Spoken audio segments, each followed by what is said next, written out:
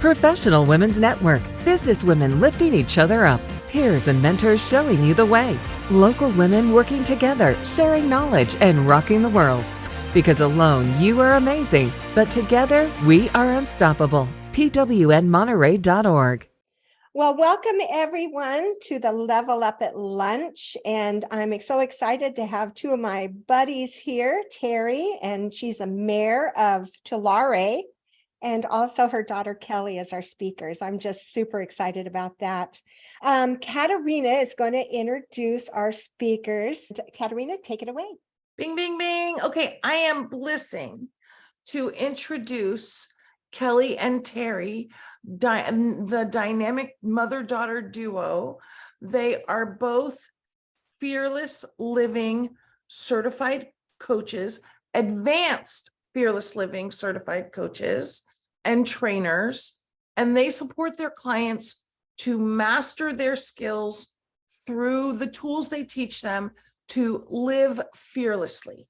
And they help their clients cross the bridge from where they are to where they want to be. More importantly, Terry and Kelly, they are amazing role models. Kelly has many, Kelly, I'm not sure if I'm going to get it right, 6 children. And Terry is Terry, how many do you have, my friend? It's also 5 children. And they also raise a lot of money, speaking of philanthropy, for mental health and for the suicide squad that goes out when there is a suicide in their community. They embrace philanthropy wholeheartedly in their business. They are amazing women, and I am blessing that they are our speakers today. Yay, my friends, take it away. Thank you so much, Katerina. Thank you. Thank you so much. Yeah. Okay, I started my timer. I remembered this time. Okay, we are so excited to be here with you and share with you the information that we have for you today. It is something that is very close to our hearts, and we know of its power because we have used it in our own lives. And so I am super excited to be sharing this with all of you. So we are Fearless Generations, as we said, bridging you from where you are to where you want to be. That's our what did she call it? Our tagline or whatever. So when you think of a bridge, you'll think of Fearless Generations. So and we're going to be talking about fear today, as Katerina mentioned, and we're going to be talking about the symptoms of fear and our voice of fear, and really getting familiar with what fear is to us personally, and how it speaks to us, how we hear it, how it stops us, so that when that happens, we can do something about it.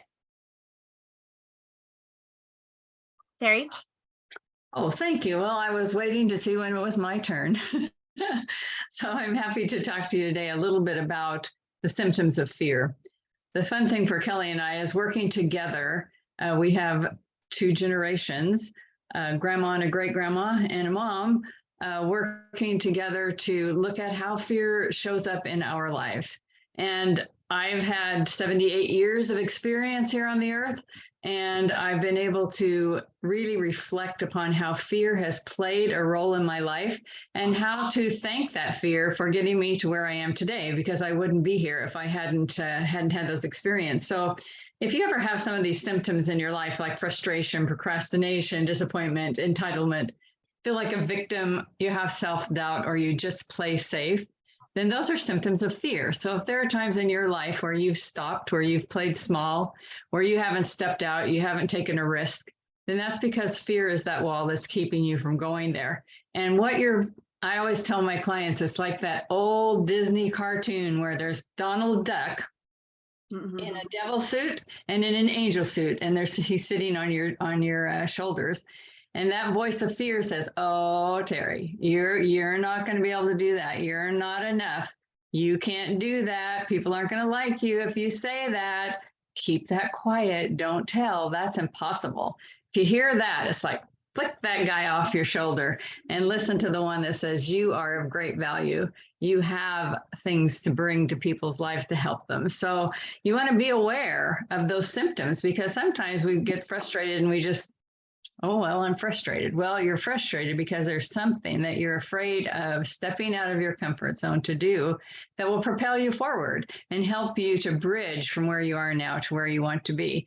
And if you hear that little voice saying, the last time you tried that, that didn't work out too well, I don't think you want to try that again. Again, that's fear telling you to stay small and not to take a risk and not to step out of your comfort zone. So it's an awareness.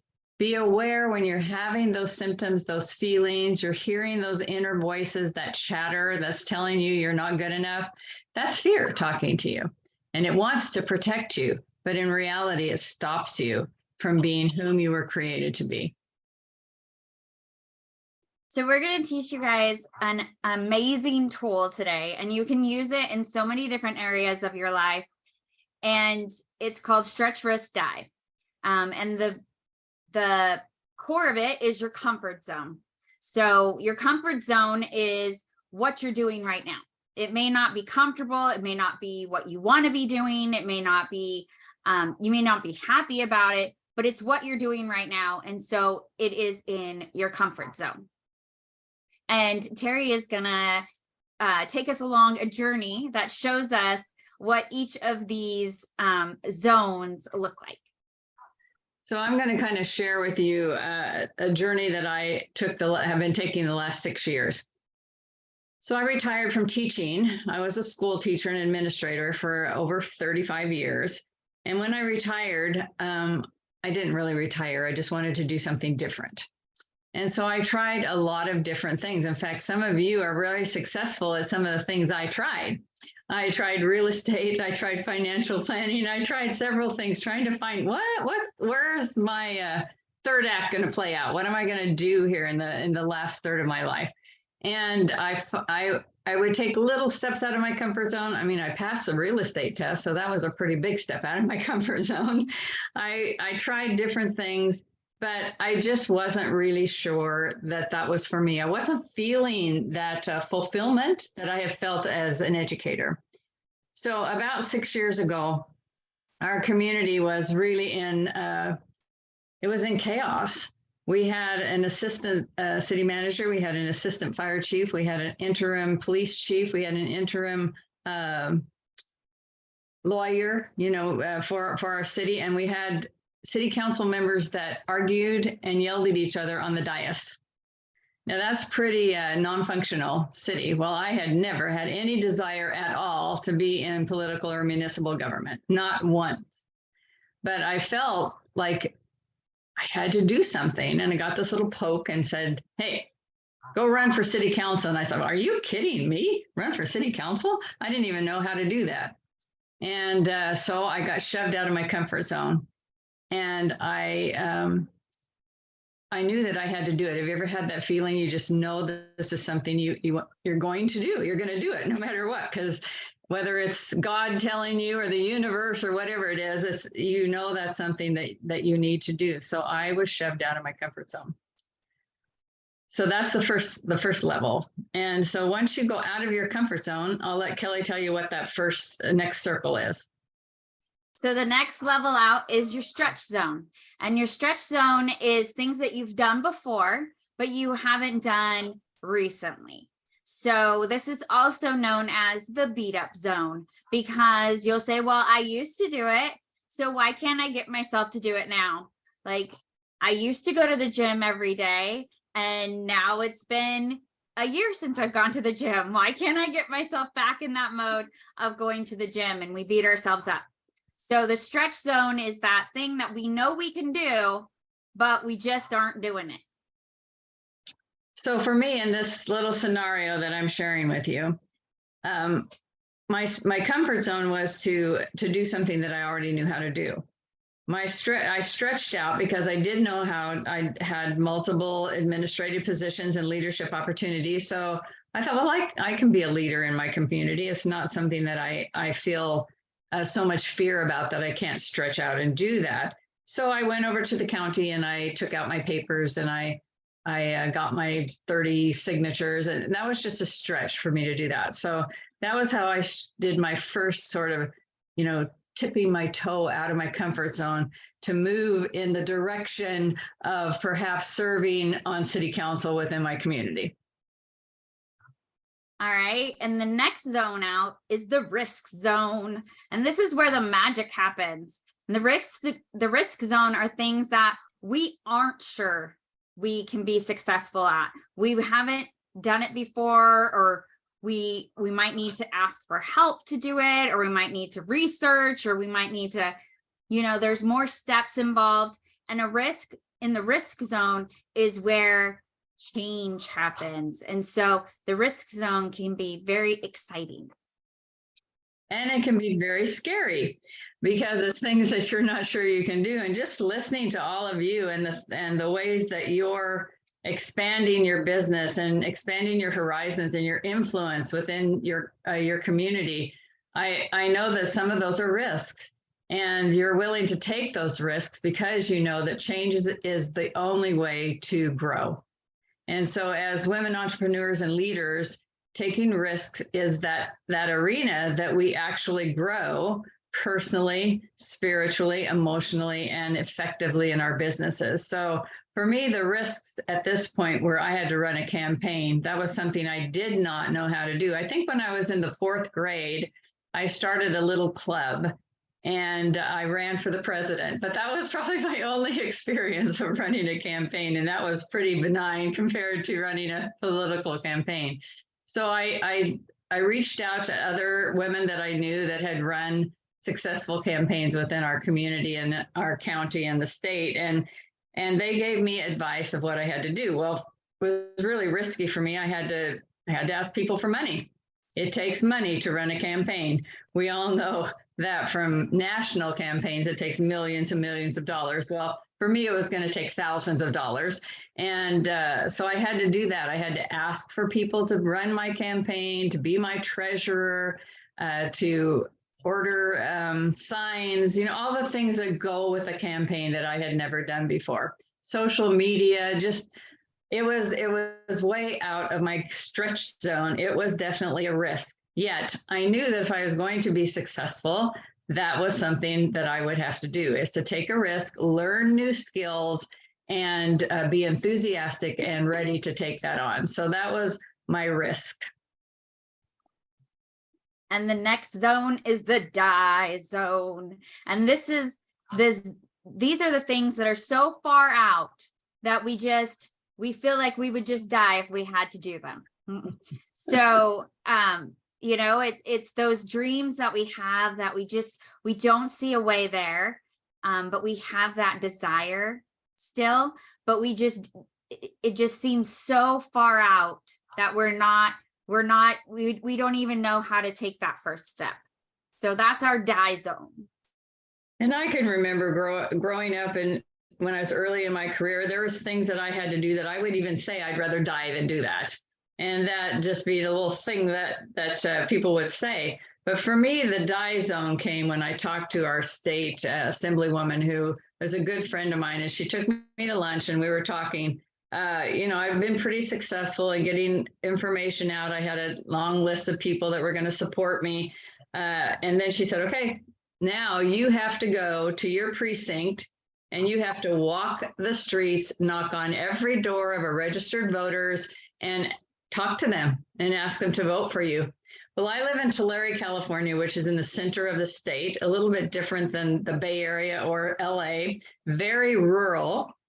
Our main commodity is agriculture. And in my district, I would say 65% of the constituents speak Spanish. Okay, I speak un poco de español, pero no muy bien. I speak enough Spanish to get by. I felt it was really important that I spoke to the people in my area, would be my constituents in their language. So I had a gentleman come with me who spoke Spanish fluently, and I did my best, and he helped me the rest of the way.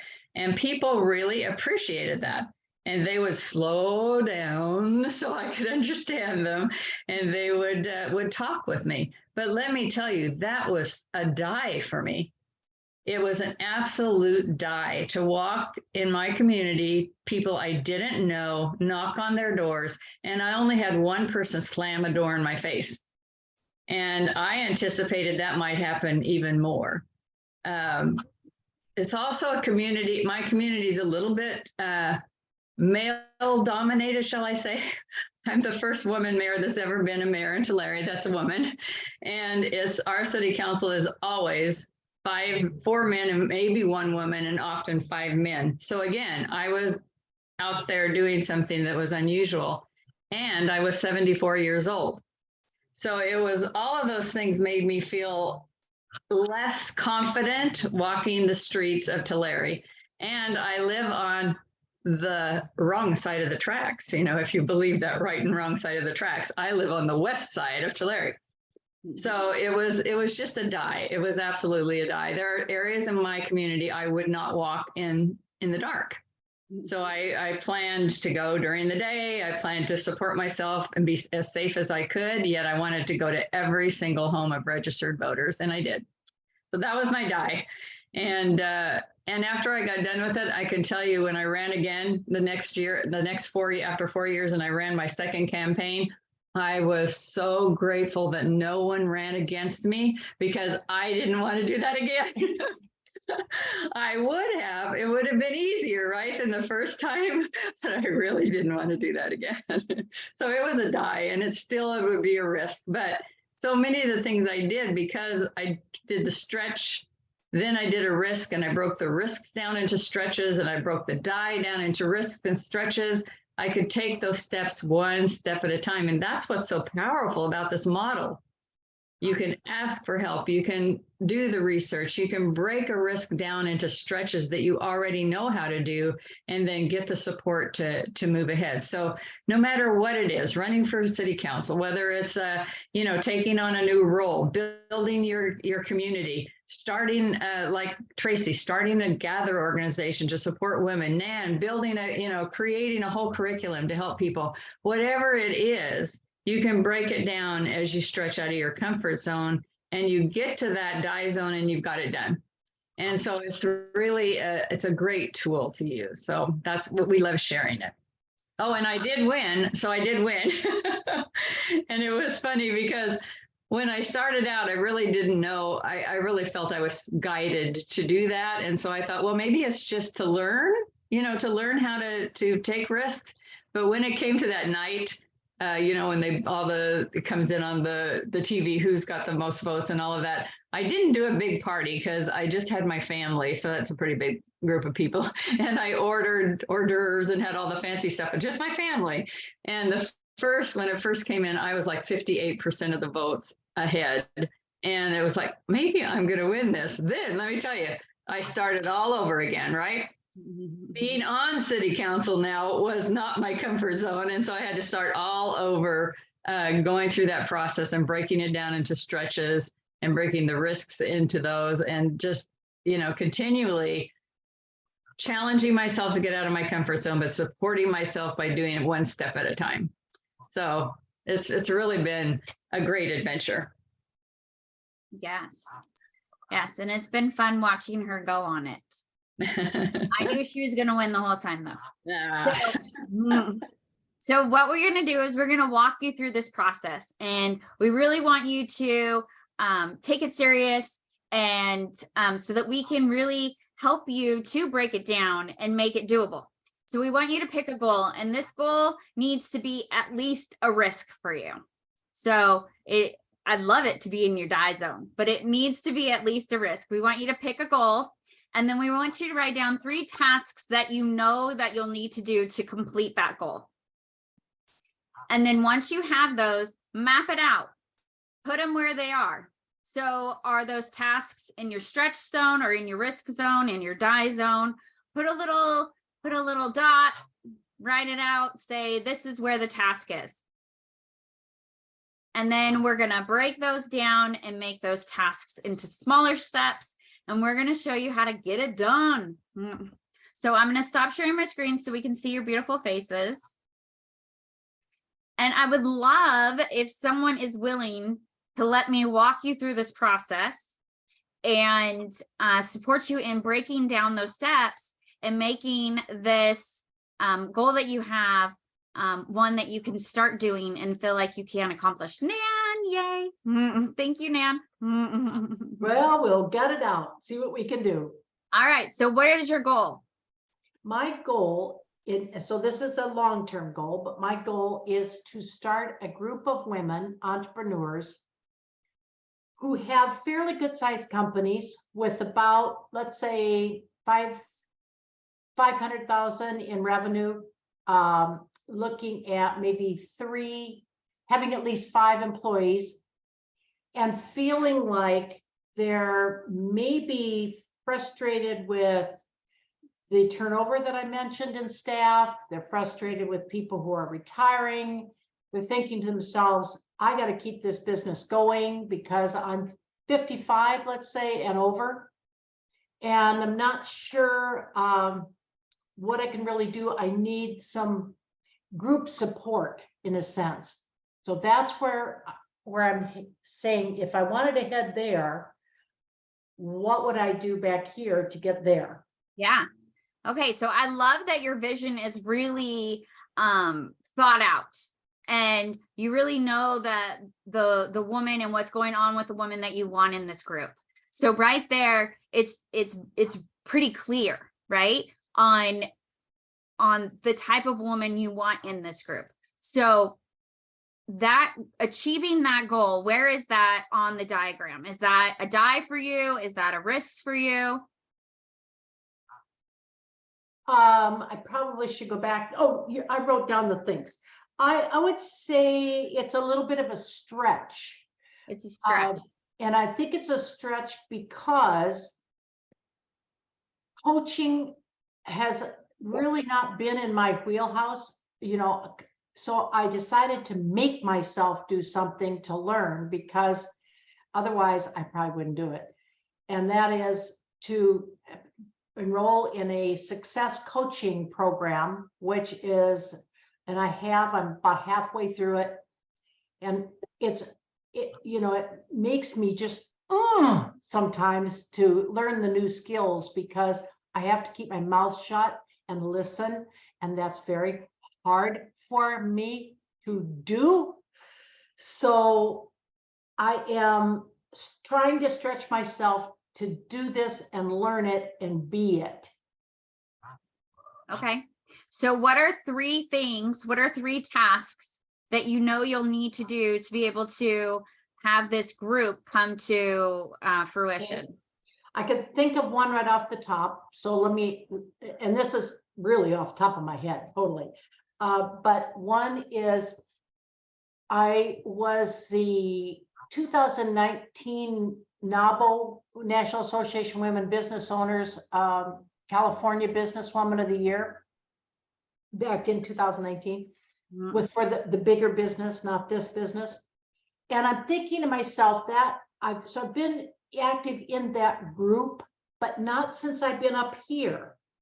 And I'm thinking, so what I need to do is a bunch of things because what my goal would be, my little goal from the big goal, task, whatever, would be to speak before, get my signature speech in order, and then speak before the women, the NABO chapter leaders associations throughout the country.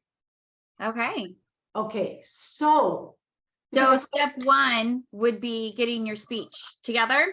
Yes, and I'm working on that right now with Jennifer Darling. Awesome. She is a good person to do that with. Yep. Okay. And with authority speakers. So I've got 2 groups I'm working with on it. Okay. Then what would be the next step? You have write this down. I'll get off here and go, what was I going to do? You have your speech together. You have it ready. What's your next step? My next step is to go have somebody, or do it myself, go into the NABO, because I have access to all of the members of the NABO organization with their email addresses. So I think what I should do is look for the chapter leaders and then write something up. Plus, here's another thing I could do. So NABO leaders info and contact. Let me put that down. And then before I forget, let me think. What was the other thing I was going to do? Darn it, I shouldn't even written that down. Now, Katerina in my ear right now. You probably, in between creating that signature speech, make a speaker sheet. Yeah, I've got a speaker sheet. I could just revise it. Yeah. Yeah. Okay. So you're going to have that speech, and then you're going to find and contact all the people you want to speak to. Oh, I know what the third thing was.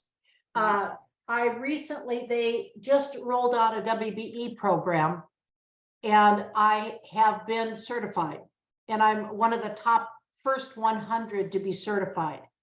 So I think I will contact that WBE person and see internally if she has any ideas. Okay. Awesome. Now, is there something that is a little scary or that you have? All of it. All of it. Mm. I mean, look, that's off the top of my head, but scary, you know, where am I scared? I'm scared of course I'm scared of rejection, you know. I mean, I think that's pretty normal. And I'm scared of, will I get the speech that really entrances people, or are they going to go ho hum?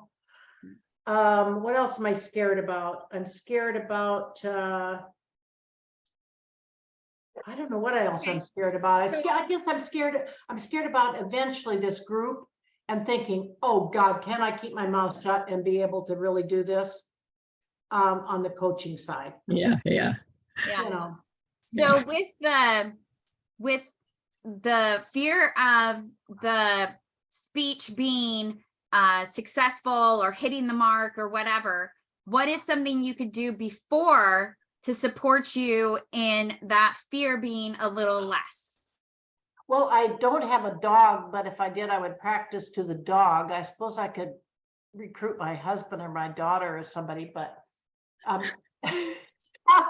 try to give it a few hundred times, or maybe 10, where I could practice it a little bit and not fall on my face or feel like I had to have. And you know, Katerina, she's like, what have you got doing with those PowerPoints? You know you're supposed to do this without PowerPoints. Katerina, I'm old. I can't do this without PowerPoints. Do you realize that?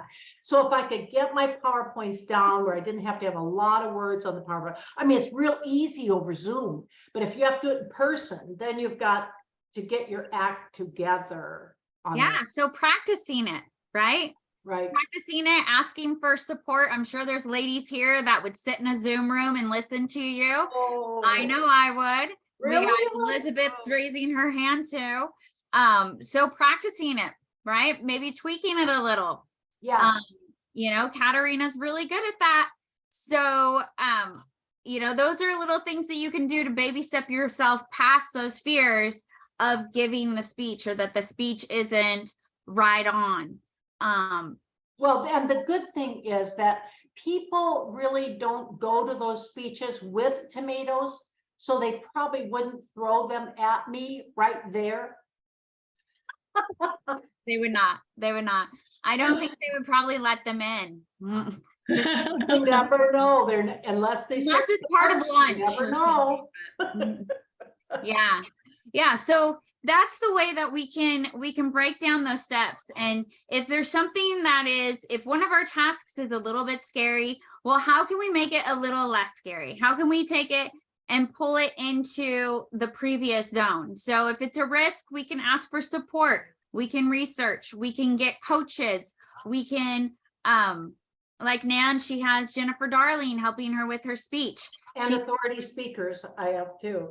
Yeah, she now has a bunch of people in here that are willing to support her and listen to her speech as well. So she can do all of these things before she speaks to the group that she wants to speak with, right? Good idea. Yeah. So that's kind of how we break it down, and we take those bigger risks and we break them down into stretches.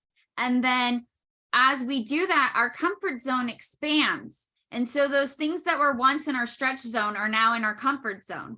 And those things that once were in our stretch zone or in our risk zone are now in our stretch zone. And so as we keep expanding our comfort zone, those things that were out in our die zone are no longer dies. And we have now new dies because we're able to see even farther outside of our comfort zone. And we're able to see even bigger things that we didn't even imagine for ourselves before. Yeah. And I don't have anything in the die. Yeah. No. Mm. So you can come back one. What's one back? Risk. Risk. Risk I'm okay with, not Yeah. die. At my age, I do not put die in that bucket. Yeah. Risk. Risks are good. Risks are good. So, just a second. Wait, that's not it. So as we do this, you can do this, like I said, with so many different areas of your life. You can do this with your employees. You can ask them to list out their tasks that they do each day and then map them out on this diagram, and you can see maybe some of their tasks are in the risk zone, and maybe that's why they have a bit of a challenge in getting them done. And so then knowing that, you can help them break down those risks into stretches. You can do this with your partner, maybe, there's different tasks to keep the house going. Well, maybe something that you've given to him is actually super easy to you and not to him. And so you can flip-flop things. And so it's a really great way to better understand where people are coming from, up the awareness in relationships and partnerships. And you can see that sometimes something that's super easy for you and would be in your comfort zone or your stretch zone is really somebody else's die. And so it can take away some of that frustration that we have with others and with ourselves. Because if we have something on our to-do list and it keeps getting moved from day to day to day to day, it's most likely because we're afraid of it. There's some aspect there that we're afraid of. And if we can really look at it and say, okay, what part of this am I afraid of? And how can I baby step myself to get to the part to get through it and get it done? So that's what we love doing. So if you want assistance with that, just let me know. So we wanted to give you all our information. We invite you to be fearless. And this is how you can get a hold of us. And if you want to take a picture of it with your phone or write it down real quick, it's super easy if you know Fearless Generations. So, oops, sorry. And then next steps. So we have lots of things available for you guys to do. First of all, please join our Facebook group. We would love to have you there. It's called Get Fearless at Any Age with Fearless Generations. It is a little bit of a mouthful, but we love sharing information there with you every day. We would love for you to subscribe to the podcast. And also probably several of you, we would love to have as guests on our podcast. And you can find it on iTunes, Spotify, Amazon, and lots of other places, but just search Fearless Generations and you'll find us. Also, we do a 6-week group study called Bridging Fear to Freedom. Katerina has a group that's starting pretty soon here, and we would love to start up another group, maybe just for the women here who are interested, and have you go through that. I would love to arrange that for you guys. We also have 5 different workshops that we do throughout the year. This one that's being advertised right here is What is Fear? It's our free workshop that we do every month, and it will be May 20th is the next one coming up. And we would love to have you there. And we talk about fear and get to know fear a little bit more. And then also, as I was telling you, we have our 12-month group program about the 12 steps to freedom. And it is amazing information. It is based off of my favorite workshop that we do called Pathway of Change. And it's also the information that we cover in our podcast. And it's a way to take the work even deeper. And we also share 12 tools, one each month, that helps you to implement the information even further. So, oops, that's not what I want to do. I want to stop share. There we go.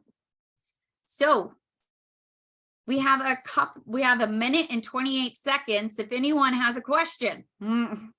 Our friend Nan has so much experience. She could do this with one eye closed, one hand tied behind her back. Now, I'm using Nan as an example, but the truth is we all have times, myself included, when it's like, of course we could do this, but we don't seem to feel that way. How do we, nobody here is spring chicken. We've done many of these things. How do we get through it so that we don't lament over it and spend so many hours on it when really we got this? Yeah, I love that. The thing that I think is the best thing that all of us need to have is what we call a fear buster group. And those are the people that help us bust out our fears whenever they come up. And there's several different levels of people in that group, but for the situation you're talking about right now is a cheerleader.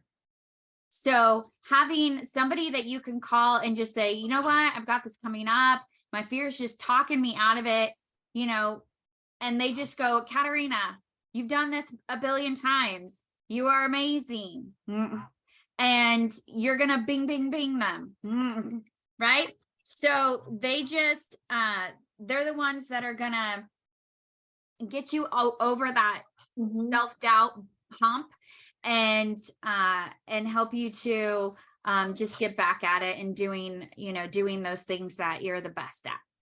And I think the first step in anything is awareness. And so just being aware that you're having that frustration, that was the word that you came up with, that frustration or the overwhelm or the doubt, whatever it is that's coming up, that's keeping you from moving forward.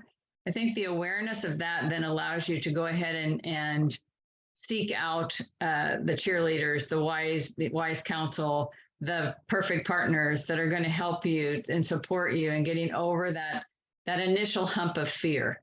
And sometimes it's more monumental than other times, right? Depending on the task. And so sometimes it's hiring a coach that can talk you through that, help you to develop the skills and the confidence, because sometimes we lose our confidence. And so we might need that additional help to have us be aware and willing to move forward, to make those changes, because sometimes it means we change and change happens no matter what. And it can either propel us forward or it can be a block in I'm not going to change. I used to always laugh at a friend of mine and says, this is the way I am, take it or leave it. Well, she wasn't willing to change, right? And so she really, she didn't. And what happened is life moved right past her. And so that willingness and that awareness of how change is what propels us forward, and that means taking risks. And if we're willing to do that, and then we gather our support team around us, and that's why you're all here today, right? That's why we have we're in Katarina's group, and it's our network, our connections that keep us moving forward, like-minded. Yeah, we have a tool called acknowledgements, and I do it every day. And so it's a daily reminder of how capable I am, a daily reminder of everything that I'm doing. And so as I do it on a daily, it helps keep my confidence up. That's great, Kelly. What a great super tip. Thank you. Thank you, Kelly and Terry, for your fabulous, thought-provoking, life-changing presentation. Everyone give some big love and appreciation to Kelly and Terry.